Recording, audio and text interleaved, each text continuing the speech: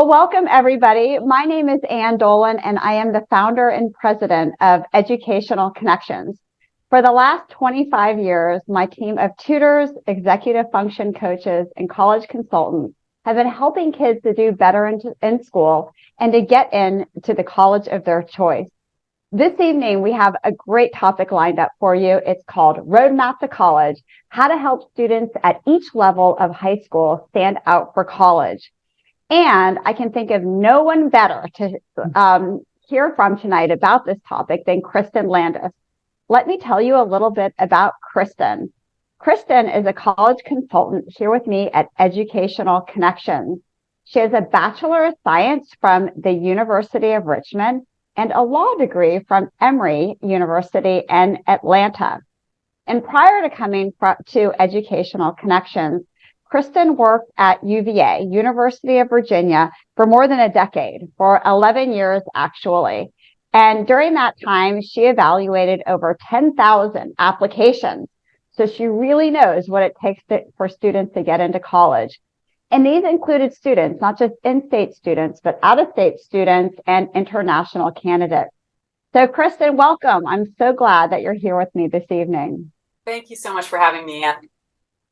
You know, a lot has changed when it comes to college admissions, especially in the last few years.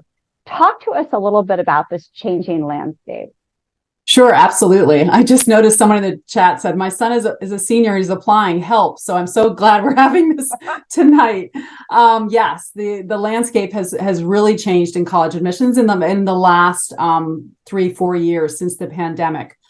Prior to the pandemic, you were seeing top tier schools, Ivy Leagues, MIT, Stanfords, those type schools had acceptance rates in the teens. But since the pandemic, they've been having acceptance rates down in the 3%, 4%, and 5%. The second highly selective schools or selective schools who would have acceptance rates in the 20% or so are now down in the lower 10%, 12%. So you're really seeing a drop in acceptance rates. And you ask yourself, what's the reason for that? The reason for that is twofold.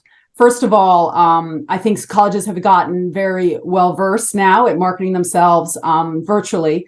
And so students are able to get a flavor and a vibe for a school without actually having to go and see it. I think probably the biggest factor into the reason that we're seeing such a high increase in college applications is the test optional landscape. Students are now feeling a little more comfortable casting a wider net, applying to schools that they may not have applied to before. The other thing that's happening is colleges are really making a conscious effort to market to underrepresented groups, minorities and first gens, more than they ever have before. So the result of that is the Common App, or the Common Application, which is the main vehicle that colleges use. Over 1,000 schools accept the Common App. We saw a 7.5% increase this past year, and from 2020, over a 30% increase. So that's really the biggest change in college admissions right now.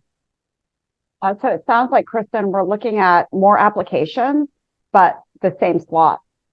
Absolutely. And hence the answer to that is lower acceptance rates. But I don't want people to despair, because acceptance rates are truly a measure of a school's exclusivity, not necessarily its quality or worth. There are so many wonderful schools out there. There's over 2,000 schools in this country that their acceptance rates are definitely higher than 3 or 6% or even 20 or 30%, where students can get a wonderful education. So we're going to talk about a lot of things tonight, strategies for applying to some of those schools, as well as those highly selective schools, but I don't want people to despair about that. Yeah, and it seems like state flagship colleges and top tier universities are really seeing the biggest emphasis. So let's take a look at 3 common schools that many kids in the area apply to: UVA, Maryland, and Penn State. Let's take them one by one. Kristin, tell us a little bit about what's going on in Virginia. So the University of Virginia, I can tell you, when I started working at the university back in 2010, we saw about 24,000 applications for the year. And it's my understanding that this past year they had over 56,000 applications. So that just shows you that big increase in applicants, and therefore a big decrease in acceptance rates. With regards to the University of Maryland, and a phenomenal school with really absolutely wonderful programs, you're seeing that their acceptance rate has also decreased significantly. And then Penn State, another fantastic school, they have seen a increase of about, not as big as Virginia, but they've seen an 11% increase, and that was an 8% increase from last year alone. And then one school that's not on here that I also would really like to mention is Virginia Tech. I mean, Virginia Tech has just had an absolute explosion. This past year was really surprising. They had over 47,000 applications. And as a result of that, they did away with their early decision. And they've also done away with legacy status. So colleges are trying to alter a little bit with regards to all these applications that they're seeing. So we know that colleges, at least in these big flagship schools and very popular schools, they're receiving more applications. Not every school, but these are. So if that's the case, how can kids differentiate themselves? What are colleges looking for? Yeah, absolutely. So when I was at UVA and I was reviewing an applicant, I would say to myself, what will this applicant bring to my college environment, both in the classroom and out of the classroom? Like, what is their contribution going to be? And the answer to that is seen through what their unique voice is, what their unique perspective is. And we were looking for a couple personality traits in a student with regards to that. So one would be a love of learning, a thirst for knowledge. Has the student taken the hardest classes available to them at their school? How do they spend their time outside of school? Are they pursuing their interests? Are they pursuing is their curiosity ignited and they're pursuing and exploring other things? Another thing that we would look at was risk-taking, a drive that students would have. If a student really loved working with children, did they go and volunteer at elementary school or get an internship? And then one thing that we want to look for, which we talked about just a minute ago, was making a contribution, making a valuable contribution in some form, whether as a leader or in efficient, effective collaboration with other people. And that could be done either in home or in a club or in a classroom. One of the other traits we look for is perseverance, persistence. If a student has learning challenges, how have they overcome them? Or maybe they had a sports injury setback, and how did they deal with that? And lastly is a social consciousness. For me, when I was evaluating students, it was truly a non-negotiable that a student think outside themselves and make some sort of contribution to their community in some way. Thanks for that, Kristin. And I remember once, we've done lots of these webinars together, but you said, looking at the school's mission statement can be helpful too. Absolutely, 100%, because we're going to talk a little later about fits of schools, but it's very interesting. If you actually look at the mission statement or even letters from the dean or vision of schools, all of them, I mean, obviously they all have certain things in common, but it's interesting to see sometimes they emphasize different things. Like one university may put an emphasis on research or intellectual curiosity, and another institution may put an emphasis on bridge building and diversity and building a community. And those are things that if students really do their homework, they can help accentuate those things, that they have those characteristics in their essays. So it sounds like it's kind of figuring out what the school wants and then packaging yourself in a way. Absolutely, 100%. I mean, we call it kind of creating a narrative. And at EC, what we try to do is look at a student, ascertain what their unique voice is or their perspectives. And there are plenty of times, and we've talked about this a lot, where a student will come and be like, there's nothing unique about me. I'm just normal. And that always breaks my heart, first of all, because there is absolutely something unique and special about every single person. And so we do a lot of exploration and a lot of talking, because sometimes students don't realize that maybe they watch their siblings after school and they think that's just normal, but that actually shows a tremendous amount of responsibility and maturity and commitment.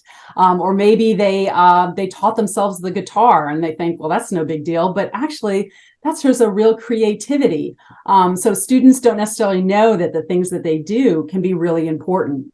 So we look for those things in students, and there are a number of different places that we look for them. One of them is looking at the types of courses they take. Another thing is, and that's like with their electives, maybe they're super interested in history, and so they take a bunch of history classes, or maybe they're interested in architecture and they take a CAD class.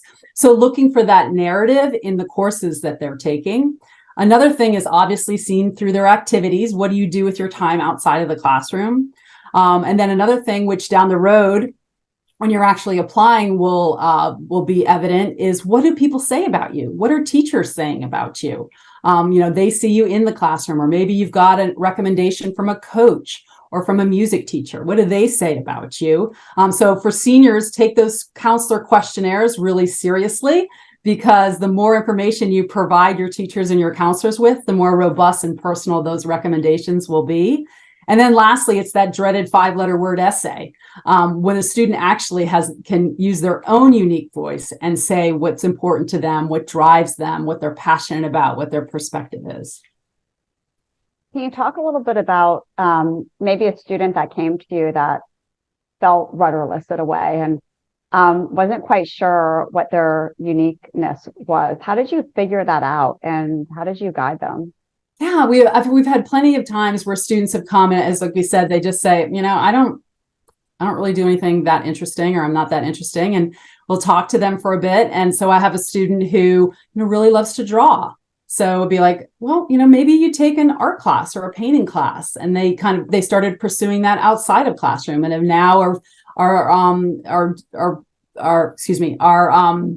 entering art competitions. Or I had a student who I had him the other day. He's a 9th grader, and he said, well, I'm not really that interested in anything. And I said, well, what are your friends doing? What kind of things are they interested in? And he goes, oh, well, we really like stocks and stock trading. I said, fabulous. That's wonderful. I know a bunch of trading competitions that you could do online. He's like, well, that'd be super cool. So there is something where it's just elevating that narrative. So those are 2 examples. I like thinking of narratives, because you're right. Sometimes kids are unsure, and who wouldn't be when you're young, right? Absolutely. But I remember when my youngest son, who's now at JMU, was thinking about this, and he kept saying, I don't know, there's nothing special about me. But he liked to film his friends that were in hip hop bands. He loved to film their videos. And so he ended up enrolling in a film class at George Mason over the summer. And then he was able to get a business license in Fairfax County for $25. And then he wrote his essays on why he loved this. Ends up he's a political science major, but sometimes it's really packaging yourself to stand out and share that uniqueness about you. So we know about helping our kids. We know about the competition. We understand what it takes to craft a narrative. Another part of all of this is testing. And testing is really different than it was 5 years ago. Talk to us a little bit about the SAT and ACT. Sure. So we talked at the beginning of the hour about this now being a test optional landscape. And I would say there's probably about 80% of schools out there are test optional. There are schools where testing is required still. In the state of Florida, the state schools there, or Georgetown, they're at MIT. There are certain schools where they do require testing. But testing can be a differentiator. If you're a great test taker, this is a wonderful area to differentiate yourself from the person sitting next to you in English class. If you're not a great test taker, then it gives you the opportunity to apply to schools that your scores may have hindered you applying to before. But regardless, testing, as we said, can be a really a positive additional attribute for your application. So we definitely want to pursue it from the very beginning, and then make a determination whether you want to submit scores or not.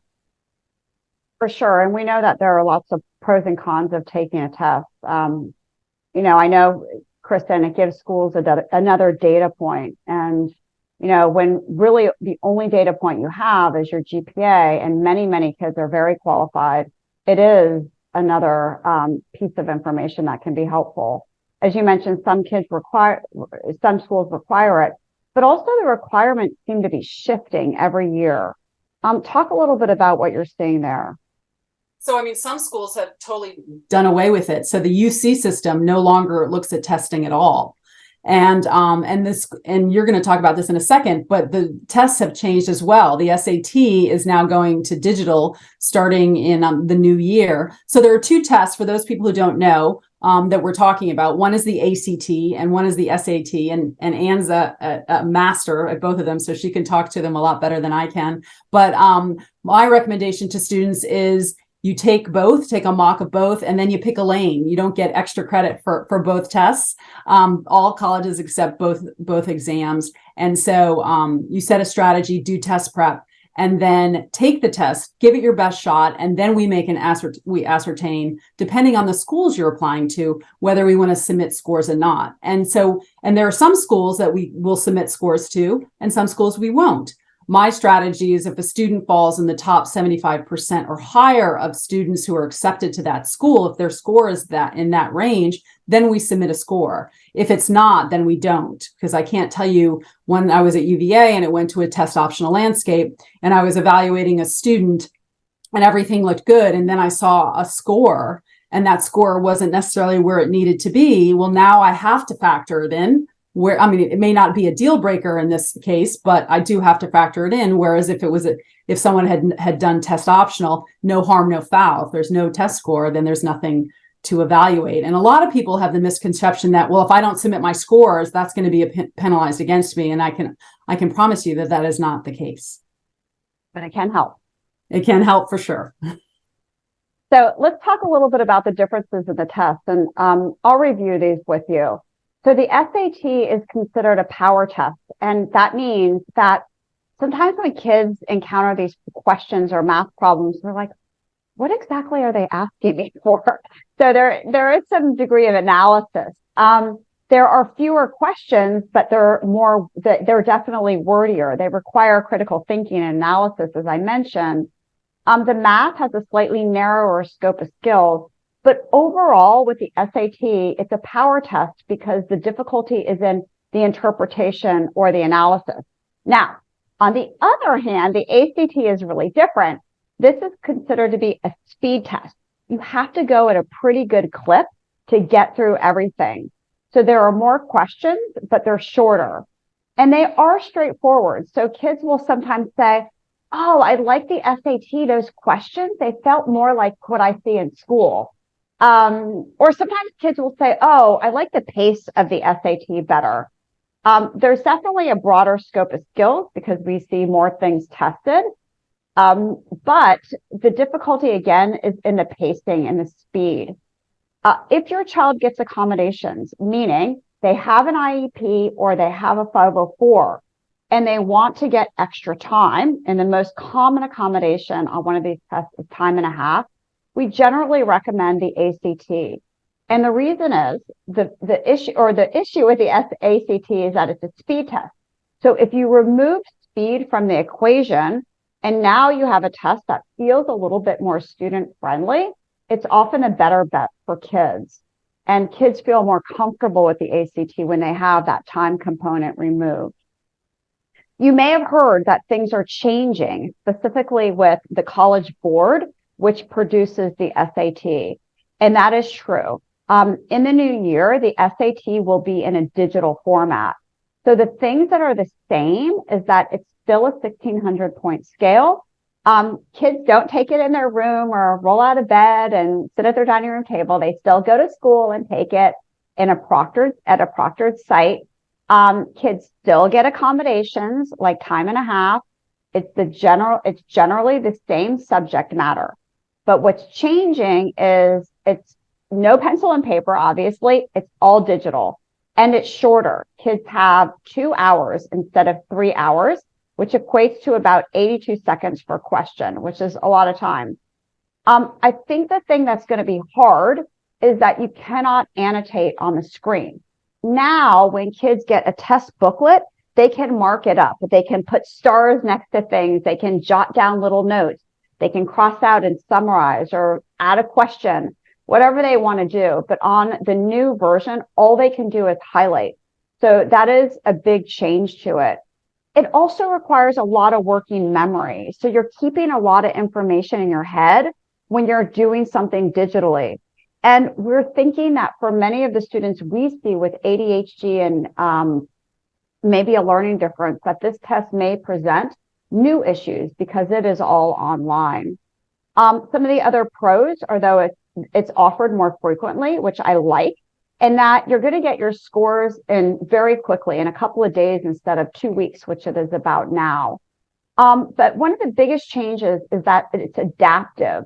And this is kind of the new thing in standardized testing. Most state tests are adaptive, meaning you get a block of questions, and how you do on those determines what your next set of questions is going to be like. If you did well, they're going to be challenging. If you didn't do well, they're going to be kind of more of the same. So it adapts to how you're doing on the test, and that in turn will affect your score. So when does it all roll out? Well, the digital PSAT coming up really soon in October. And then the first digital SAT is in March of 2024. So these are our upcoming dates for the test, ACT. You have a date in October, December, and February. Again, still paper and pencil. They have not announced any changes.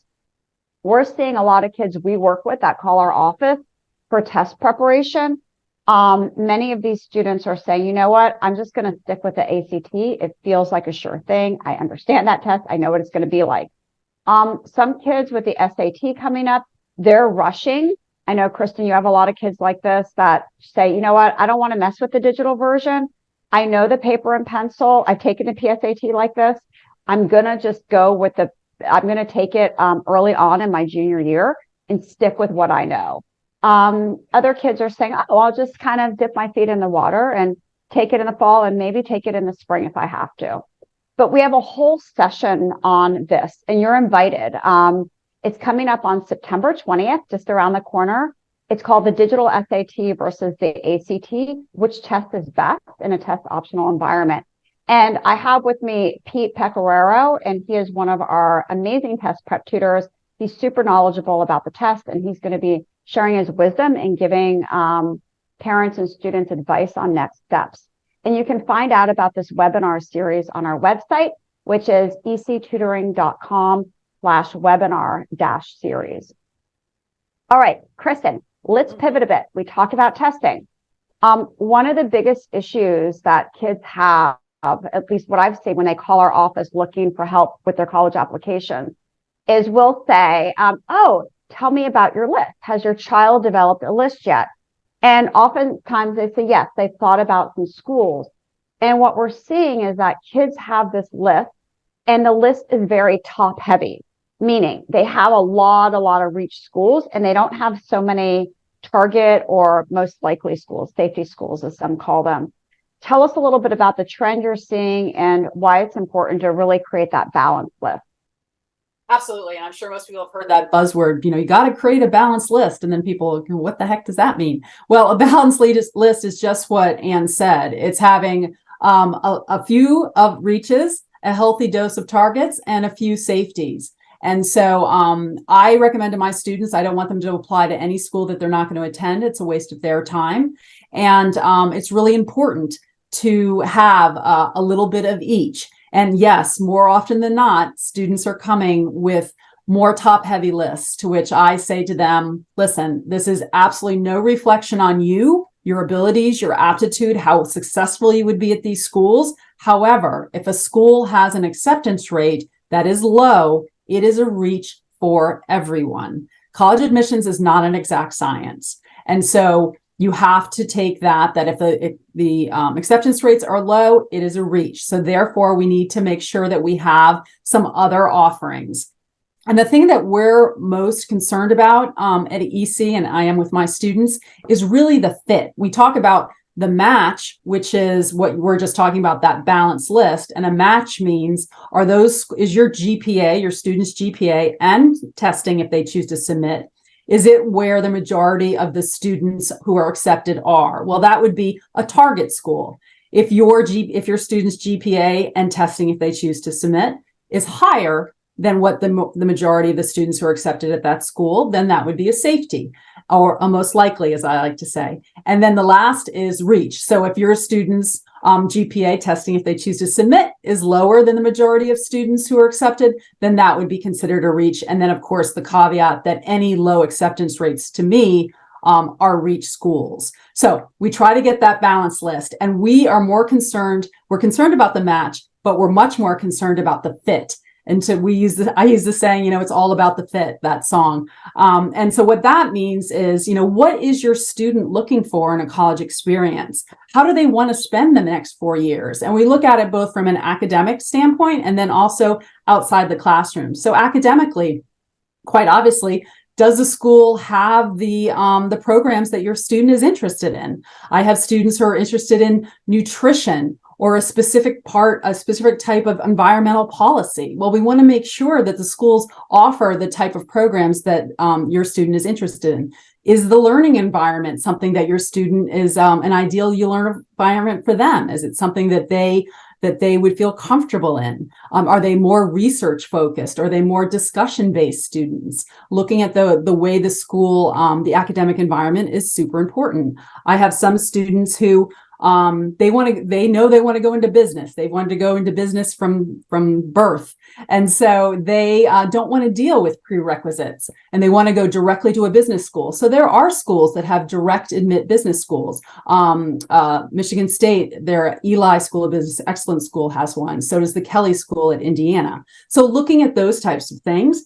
And then we also look at outside the classroom, do they have what students are looking for? I have a student last year who wants to be a vet. And so it was really important for her that she be able to interact with animals and stuff. And so NC State actually has live animals that you get to interact with. So that was a learning environment that she was really interested in.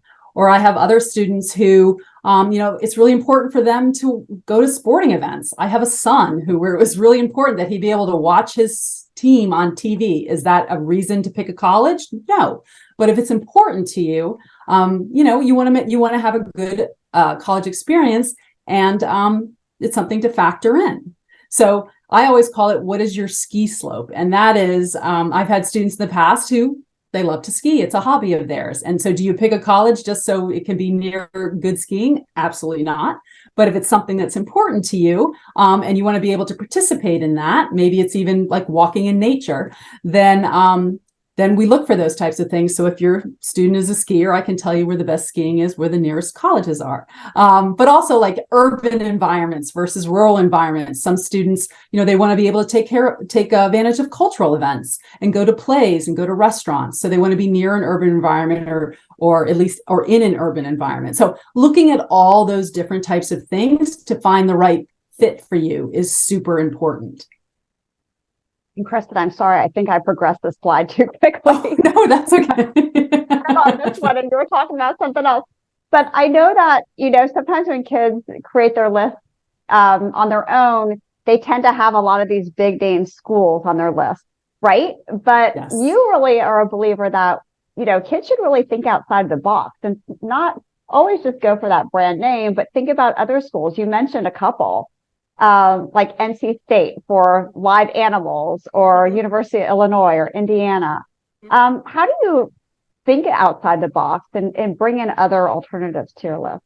Sure. Well, that's where, I can't emphasize, if there's one takeaway that people should leave with tonight, it's research. It is so important. And there's so many tools out there, especially with the internet now, to research, to really look at schools, to really look at the programs, taking virtual tours.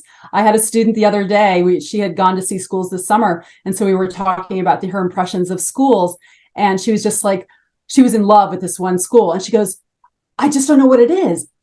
They're just my people. And I'm like, I get it. It's the vibe. It's, it's something you almost can't articulate. And that's fabulous when students find that. They find that fit for themselves. So taking virtual tours, looking at student blogs, looking at day in a life of a student, all those wonderful resources that are literally you can look at right from your computer are really important. Obviously, nothing equates to actually going and seeing a school, but that's not necessarily feasible for everyone. So doing your research is really important, and thinking outside the box. As you said, Anne, the same 20 schools are on the tips of everyone's tongue, and you're missing out on over 2,000 other schools that are out there. I mean, people may not have heard of Babson. Babson is a small school in Massachusetts. It has one of the best entrepreneurial programs in the world, not just the country, but the world. For nursing, the University of Rochester has an amazing program. If your students into musical theater, Elon in North Carolina and the University of Cincinnati have top 10 programs in the country. People don't think about those things. I had a student last year, and I've told Anne this story before, is he really wanted to go to Virginia Tech, and he didn't get into Virginia Tech. He wanted to go into aerospace, and he got into the University of Illinois, like you mentioned, and that actually has a top 10 aerospace program. And so he ended up going to the University of Illinois, and he's very, very happy there. So think creatively. You're going to miss out on so many schools if you don't look outside of the box and do your research. Kristin, I know that there are certain times of the year that we want to focus on certain aspects of the application. Right now, for seniors, it is go time. It is crunch time. If parents out there have a senior, what should they be focused on right now? Right. Well, first of all, I don't want them to freak out. We're still okay. It's only September 13th, so we still have time. But you are correct. It is definitely go time. And there are definitely things that they should be doing right now. First of all, making sure that they've already asked for teacher recommendations from teachers, making sure they're not missing any deadlines with their schools. All schools have transcript request deadlines. Some schools you require 30 days ahead of time in order for them to send a transcript to a school. And colleges, if they don't have a transcript, the majority of colleges, not all, but some of them, if you don't have your transcript, your application is not complete and they're not going to look at it. So you don't want to miss those deadlines. Other things to look at. I tell students to check their emails daily and to check the counseling bulletin board for their school, or if they use Naviance or Score with their announcements, because schools are starting to come to your schools. I mean, they're coming to you. You don't have to go to them. So definitely go to those information sessions. Go up and introduce yourself to the representative. There may be a good chance that that representative is the person who's reading your application. So I definitely recommend that everyone go to those information sessions for those schools that are on your list. Other things to think about are opening your Common App. If you haven't done that already, the Common App is the over 1,000 schools accepted. It's the main application that schools use. Get that account open, start filling it out, start working on those activity lists, and most importantly, those dreaded words essays, like we talked about. Start working on those. So seniors, it is definitely time to get started and really keep track of your deadlines. Thank you, Kristin. Mm-hmm. So let's move on and talk about juniors. What should they be doing right now? So juniors, the beauty of juniors and also freshmen and sophomores is they have a little bit of a luxury of time. Juniors, this is a big year for you, definitely. You may have already been involved in clubs in your school. And so this is a time to dive a little deeper into your activities. I had a student the other day, she literally had a spreadsheet of all her activities. And I think she was a bit overwhelmed, to which I said, take a breath. It is quality, not quantity. So having one or two, a few things that you have a real commitment to, and like we talked about at the beginning of the hour, that you make a contribution to is super important. So for 11th graders, I definitely would recommend that you dive a little deeper into those things that you're doing. You can still keep exploring, but a couple of those things really go in deep for. Think of creative ways to elevate that interest. Like we talked about those stock competitions I have a student doing. I have one student who came to me at the beginning of the year and he's interested in aerospace, a different student, obviously. And I said, well, have you heard of the NASA Scholars Program? And he's like, what's that? I'm like, oh my God, it's a wonderful program offered in Virginia for students who are interested in aerospace. It's a 2-year program. You have to apply. And so he's going forward with that. Or maybe you've got an interest in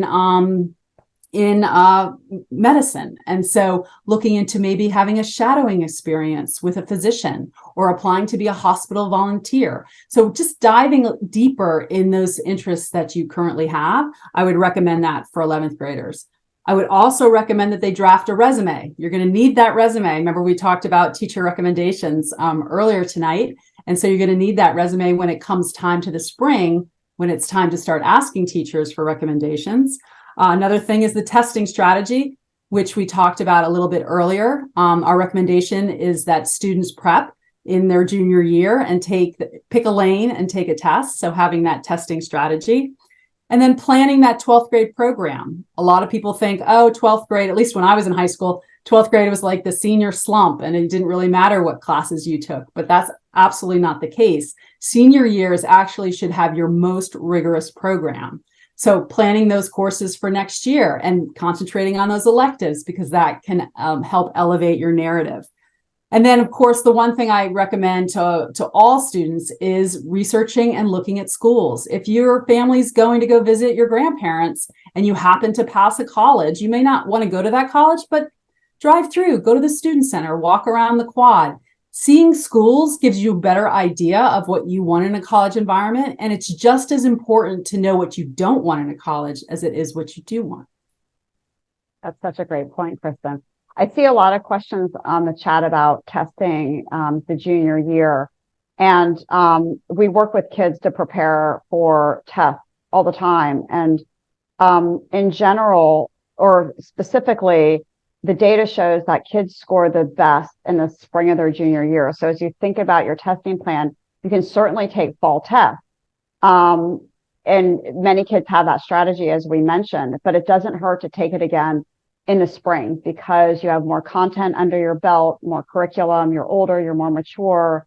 So thinking about having, as you mentioned, Kristin, that strategy for what you're going to do and making sure you're getting help to prepare for one test is a great idea. All right. So I know you mentioned earlier you have an 8th grader that you're working with, and you also mentioned a 9th grader. It seems young, but it's not too early to think about it in not a stressful way. And I'm not saying we're stressing kids out. That is the opposite approach we want to take. But there are things that kids can be doing at the younger grades that can actually make the process a lot less stressful for everybody. Tell us a little bit about that. Sure, absolutely. I love working with younger students because first of all, we have the beauty of time, but second of all, this is a wonderful time for exploration. It's a fabulous time to, hey, I think I kind of like, this certain thing. Maybe I kind of like music. I think I may want to learn to the guitar. Oh, maybe I will. So this is a time to explore both in and out of the classroom. Take those classes that you think you may be interested in, but you're not 100% sure. There are some students who know that they wanted to go into robotics since they were in nursery school, and that's fabulous. So they can pursue that. But there are a lot of students who just don't know yet what they want to do. So this is a great time to really just go out and explore different things. I think my students this year are probably sick of me saying, hey, the activities fair is coming up at school. Why don't you go? Why don't you just walk around, see if there's something that interests you? And so I have a lot of students who are headed to the activities fair. But, there are also students who are introverted, and that's okay too. There are lots of things that students can do at home. I have a number of students who do a lot of home activities, and that's okay because you elevate those things in your narrative when the time comes. Because remember, it's about your unique voice and your unique perspective. The other thing we do with 9th and 10th graders and even 8th graders approaching high school is we course map. We literally course map all 4 years. Now, obviously, things are going to change. That happens all the time. I have parents contacting me this week because we're in the add drop period and students are frantically moving some of their classes. And so that happens for sure. But we try to set kind of a set path for what the courses will look like, which are an appropriate rigor for the student, because obviously you want to take the most challenging classes that you think you can do well in. And then lastly, this is the wonderful time when students can really explore colleges, do a lot of research online, take virtual tours. And then the wonderful thing that we have at EC is we have a program that's called AchieveWorks. And what that means is we do a little personality testing. I love doing it with students because it's super fun after they take it. And I read it to them and I say, is that what you think you are? And more times than not, it exactly fits what they are. It's a little bit of a modified Myers-Briggs. And then we also have another module that students do that tells them what their natural intelligence is, which is basically what learning style, what's a natural learning environment for them. And it also can lead them to possible careers and possible things to explore. And I love doing that with students. And kids love it too, because they Yeah. love learning about themselves and hearing about what they're good at Yeah, absolutely. and where their natural proclivity lies. All Mhm. right. So it feels like we just got done with the summer because it's only September, but Right. actually the summer is really important. Not just getting things done in the summer, but what you do in the summer. Can you talk a little bit about that, Kristin? Sure, absolutely. Like we call it the summer sizzle, and people are probably like, "What the heck? We just finished summer." But here we go. In the next few months, I start talking to my students a lot about summer. Summer is a wonderful time when they don't have, the bogged down of classes and school to really explore those interests. So I had an architecture student in the summer. They took a product design class. And they also were looking into an internship. As I mentioned earlier, students who are interested in medicine or healthcare, doing a hospital volunteer or a shadowing experience, or taking an online class of some sort is a way to elevate their narrative. I have some students who say, well, I just worked at Taco Bell or I worked at Harris Teeter. And I always say that's fabulous. Having a job is a wonderful way to show maturity, being able to collaborate and work with people from different backgrounds, showing leadership. I think having a job is fantastic. So don't ever discount, just because you may work bagging groceries. That's really an impressive thing that you can elevate in your college applications. I talked earlier about family responsibilities. I have some students who both parents work. So in the summer, they have to take care of their younger siblings. And that also is a really compelling thing to do. I have one student who actually started a little book group with her siblings over the summer, which I thought was super fun and something that she's going to talk about in one of her essays. Pursuing a hobby of some sort, wonderful time to do that in the summer.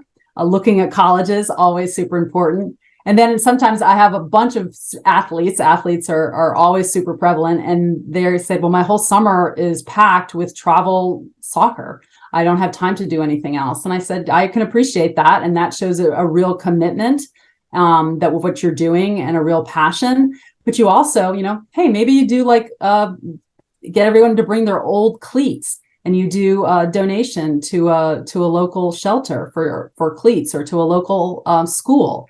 Do an equipment drive. It just shows something a little more outside yourself, because doing volunteer work, as I believe I said earlier in the evening, is a really non-negotiable, I think, in this process. Thanks for that, Kristin. We talk about, helping kids when they're younger through the senior year. And we've compiled a checklist for you that I find to be super helpful. And you can download this, or you can get it by just texting the word college to 55444, and it will come straight to your inbox. And we've compiled this list so that at each grade level, 9th, 10th, 11th, 12th, what you can be doing with your child and what they should be doing to get through the process in an organized fashion. And again, just text that word college to 55444, and it will come straight to you. So Kristin, as we wrap up, and by the way, we're going to go to Q&A in just a second. So if you have a specific question, throw it in the chat right now. We have a lot of them to get through. I know that you really believe that there is a college out there for everybody. I really do. Absolutely. It's a mantra that I say all the time, because I truly believe that college does not define how successful or how happy you'll be in life. I have a number of students who come who are super anxious. And so I always say, hey, let's just explore all the options. How you feel now, you may feel very differently next April. So let's explore applying to some schools. Let's explore community college. Let's explore a gap year. And then you can make that decision when the time comes, because you want students to have options. I also have students who, when they've gotten into schools, get a lot of anxiety because they just don't know where to go. They don't want to make a wrong choice. And I always said, there are very few things in life that you can't change. And where you go to college or where you're at school is one of them that you can. So trying to alleviate some of that pressure. I also, if another takeaway besides research that I could leave people with tonight, is really try to block out the noise. If you're a senior, or your student is a senior, you already know about it. If your student is a ninth grader, you'll know about it soon enough. There's a lot of anxiety and a lot of pressure surrounding this whole college experience. There's also a tremendous amount of misinformation out there. So I just recommend to everyone, be confident in your journey. It is your child's journey. It's an individual journey. And just be confident in that. And there will be some place for them for sure. That's absolutely true, Kristin. Thank you for that.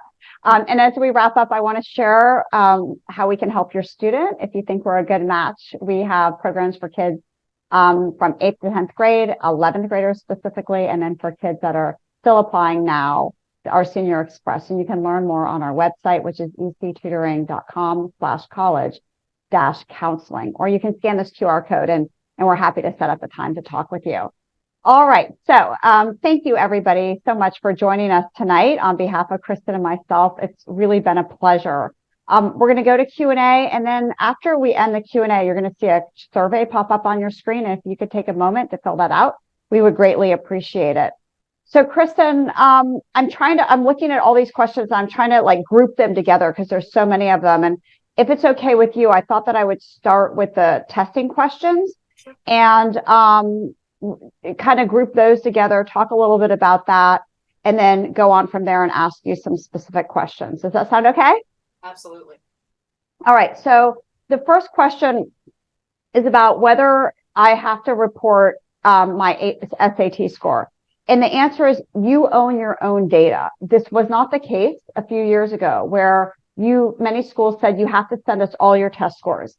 It's not like that anymore. You own the data, so you decide if I want to send this school or that school test scores.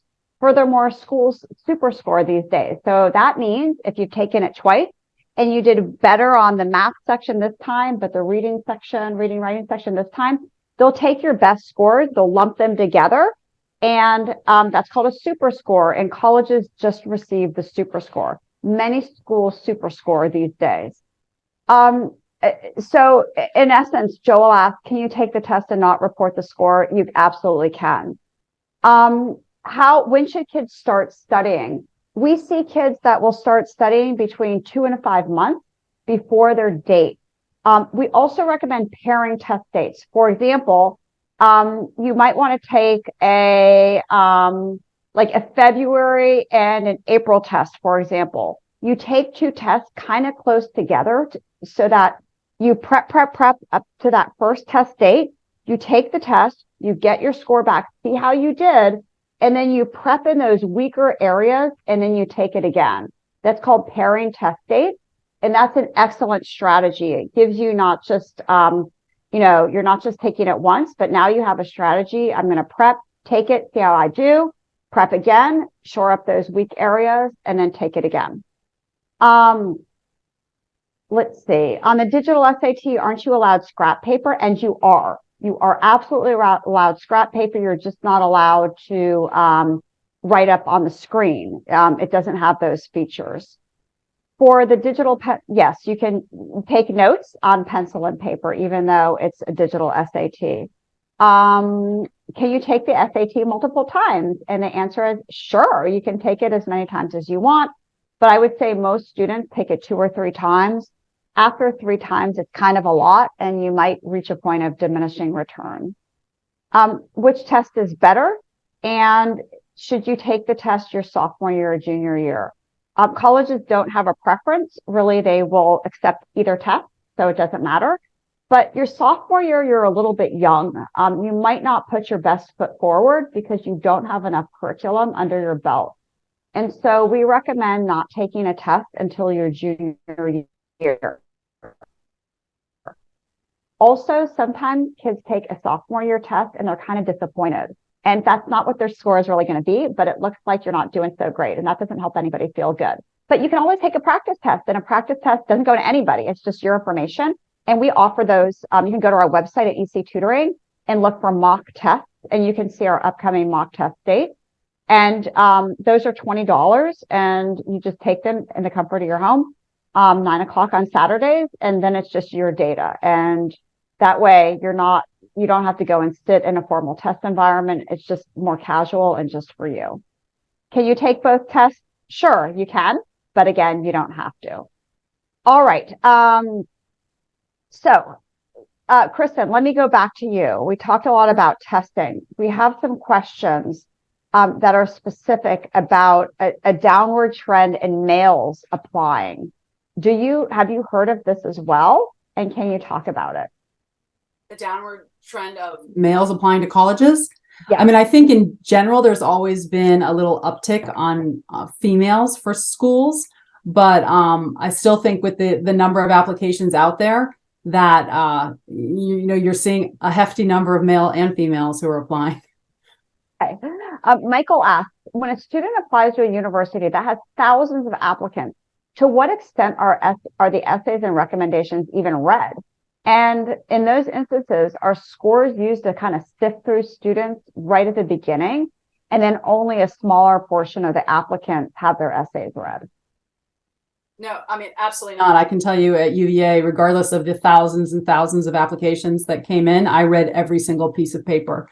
I felt if a student was going to put forth the effort, I was going to put forth the effort to read it. It was my honor to read their application, and I was going to read every word of it. So I can't speak maybe to other colleges, but I would doubt that. That is not that people don't go into admissions for those reasons. So I would say everything is read. That said, your grades and your program rigor are going to be the most important thing when you're applying to colleges. Essays are wonderful in that they provide a further insight into a student, and teacher recommendations as well. We talked about that. Those are considered the human insight component of the application, and they are really important. But if your grades and your program rigor aren't within the wheelhouse, more often than not, the essay and recommendations won't make as big a difference. I'm not going to say they never will, but more likely than not, they probably won't. Okay. You talk about program rigor. Can you explain that more specifically? Sure, absolutely. Program rigor is, are you taking the hardest classes that your school has to offer?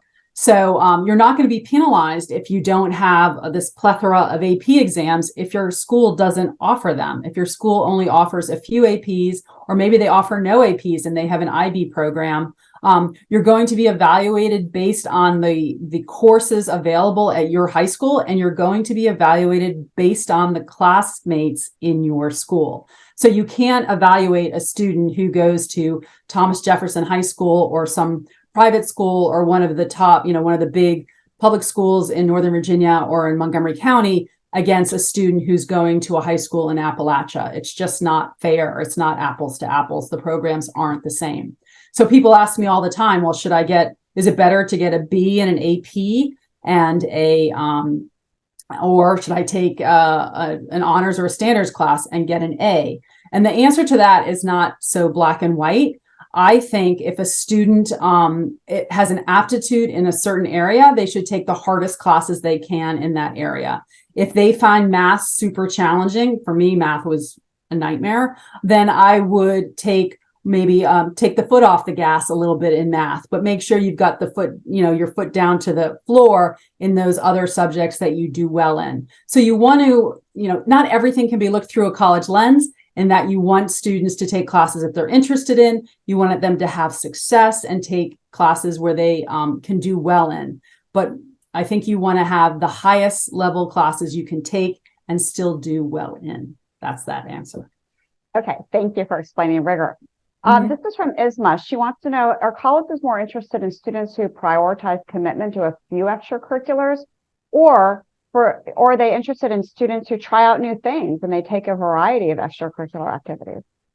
So, when we talked about the personal characteristics that colleges are looking for, one of them was a curiosity. One was risk-taking initiative, but we also want to see a depth and a commitment, an impact in certain things. So it's a balance. I do think that the mantra, it's quality, not quantity, is something to go by, especially when grades will always be important. So you really want students to, you don't want to overwhelm them. I think self-care and mental health is super important. So gauging your own student and making sure they have a balanced academics and a balance of enrichment, I think is is what's really important. Thank you for that. Mm-hmm. So is it true that Virginia State schools keep an eye out on how many kids from Nova high schools are accepted? I think we could say the same thing for Maryland. Does Maryland look at how many kids are accepted from each school? So there aren't such things that a lot of people say, and this is one of the misinformations out there, that there are quotas for high schools, and that's not the case.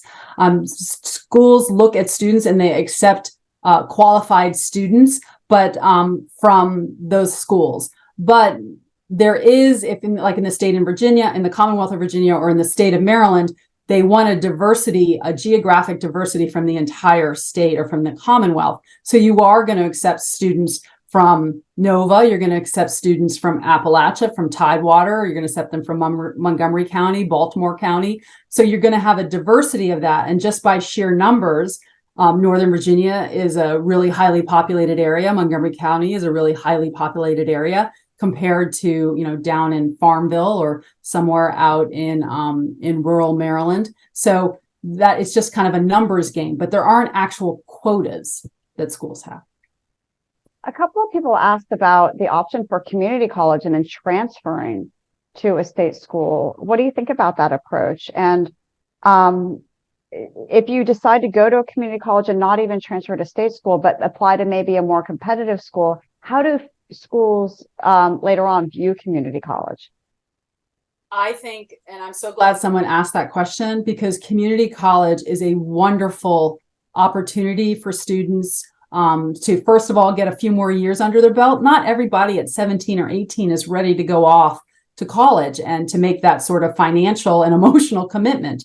And community colleges are a wonderful place to start that higher education journey. In Virginia, they have what's called the Guaranteed Admission Agreement, which is a fabulous program. And I used to review applicants, transfer applicants at UVA. And if you take the prescribed courses that are required by the institution and you get the grade, that the minimum grade that you need to get, you are absolutely 100% guaranteed admission to that state university. So you can go to JMU, Virginia Tech, you can go to William & Mary, you can go to UVA. It's a wonderful opportunity. And that's 2 years of a community college.